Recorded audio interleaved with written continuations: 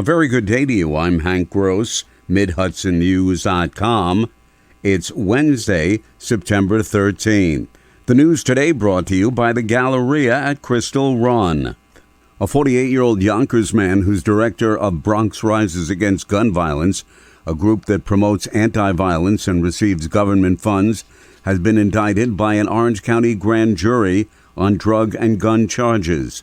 District Attorney David Hoovler says Michael Rodriguez was charged with 2 felony counts of drug possession, 2 counts of weapons possession, and 2 counts of conspiracy. He's being held without bail in the Orange County Jail.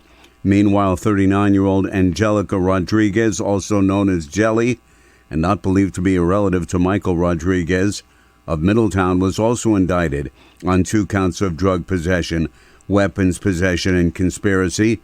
She's remanded to the Orange County Jail on high bail. A 2-year investigation dubbed Operation Hide in Plain Sight led to their arrest on charges of supplying cocaine to drug dealers in the cities of Port Jervis and Middletown. Hundreds of the over 1,200 teachers, teaching assistant, and substitute teachers represented by the Newburgh Teachers Association marched from Washington Street to the Newburgh Board of Education to demand a new contract. Union President Stacey Moran and a small percentage of union members were able to gain entry into the Board of Ed meeting to speak to board members. Moran described the only 8-day-old 2023-24 school year as the worst opening in memory. She, along with several other community members, cited constant public fighting in the district to be reasons why everything was in such disarray. In the past, I have thought of the Newburgh Enlarged School District as a slightly dysfunctional but loving family. We fought privately among ourselves for what was best for the children, and we are entrusted by this community to educate. Now I see constant public fighting, and I believe somewhere along the way, the district has forgotten to prioritize the children and support its educators, whose working conditions are the learning conditions of their students. Moran says not one of the over 1,200 union teachers, teacher assistants, and substitutes who are working under an expired contract were paid this past Friday. As 10-month employees, that means they were last paid in June, Moran says. A series of public hearings opened Tuesday for Central Hudson to raise rates for its electric and gas service. An unidentified caller with a since-resolved billing issue with the utility was against the rate hikes and feared their impacts on customers. We as individuals never get a 16 or a 19% pay increase. Across the board, everything is going up, and you're driving seniors out of their home with all of these rate increases. And I don't feel that a rate increase, especially to the magnitude of what they want, is fair to us as people. Under state law, the Public Service Commission must adopt or reject the rate hike proposal in whole or part or modify it. More news right after this. Find over 100 retailers allowing you to spend hours shopping safely at the Galleria at Crystal Run. Enjoy the big brands and the diverse selection of family-owned stores all in one location. The Galleria at Crystal Run offers dining options for everyone with Fuji, 110 Grill, Allen's Mediterranean Grill, and Peru Cuisine.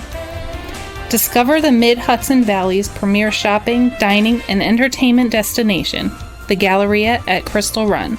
For more information, follow us on Instagram, Facebook, or visit GalleriaCrystalRun.com. As of the close of 2022, Ulster County had approved 12 payment in lieu of taxes agreements that are anticipated to result in more than $91,000 in real property tax revenue foregone for 2023. That was a finding in a just completed audit by County Controller March Gallagher. The county has seen a significant increase in the deployment of solar installations, with 107 megawatts deployed since 2000. Utility-scale facilities are required to submit a notice of intent to build and operate a solar energy system.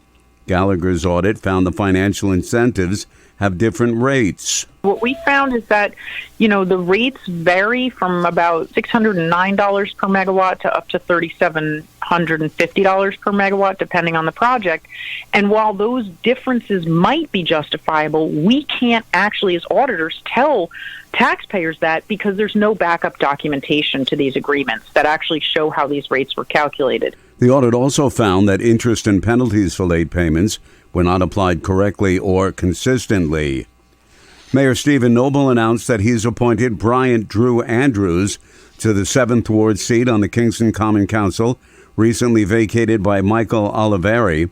Andrews is the co-founder of the Center for Creative Education, where he provides arts education, a safe and supporting learning environment, a platform for youth to find their voice, and prepares and guides students of all ages as they navigate life. He's also founder of Energy Dance Company and CEO of Dance as Cross Fitness.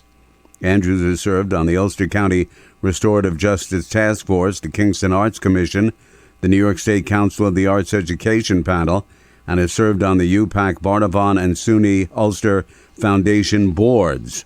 Oliveri resigned to accept the business manager position at the Kingston Water Department in July. A series of public hearings opened yesterday for Central Hudson, which wants to raise its rates for electric and gas service. The annual Ulster County Food Fight is underway through October 21st. It's not a scene from National Lampoon's Animal House movie, but rather an effort to collect food for pantries. 12 libraries in the county are participating in the annual effort by providing collection points for donated foods. 2 Ellenville businesses are assisting in the effort by providing prizes to the library with the most donated food. Doreen Stedner owns Sammy Brown's Walkaway Cafe in Ellenville. I know there's a lot of people struggling these days. I know that the minimum wage is increased, but it doesn't necessarily always mean that it's still easy to get along. Prices have gone up. Joy Sharpton, the acting director of the Ellenville Public Library, said non-perishable food items are the best to donate. About 1,100 addresses in Ulster County do not have internet service with a broadband connection. The Ulster County Controller's Office and the Citizens Commission for Digital Inclusion conducted a meeting Tuesday for residents to learn more about future expansion of broadband in the town. Most of the 1,100 addresses not served in the county are in the towns of Shandaken, Denning, and Hardenburg, some of the most sparsely populated towns in the region. Feedback already from surveys has found those in the county without broadband have low computer skills, inadequate equipment, or are too poor to afford a $25 basic broadband plan. City police are investigating both incidents. I'm Hank Gross, MidHudsonNews.com. The news today brought to you by the Galleria at Crystal Run.